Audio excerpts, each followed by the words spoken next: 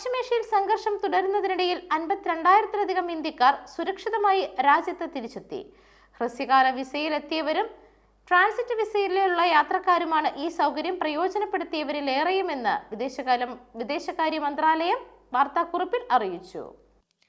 പശ്ചിമേഷ്യയിലെ സാഹചര്യങ്ങൾ കേന്ദ്ര സർക്കാർ സൂക്ഷ്മമായി നിരീക്ഷിച്ചു വരികയാണെന്നും അവിടെ കുടുങ്ങിക്കിടക്കുന്ന ഇന്ത്യൻ പൗരന്മാരുടെ സുരക്ഷയ്ക്കാണ് പ്രഥമ പരിഗണനയെന്നും മന്ത്രാലയം വ്യക്തമാക്കി. ഇതിനായി വിവിധ രാജ്യങ്ങളുമായി നിരന്തരം സമ്പർക്കം പുലർത്തുന്നുണ്ട്.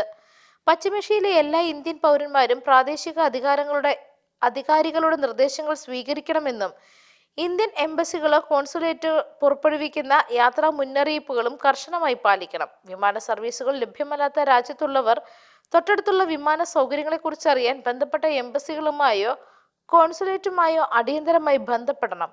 മടങ്ങിയവരിൽ 32,107 പേർ ഇന്ത്യൻ വിമാനത്താവളത്തിലാണ് എത്തിയിരിക്കുന്നത്.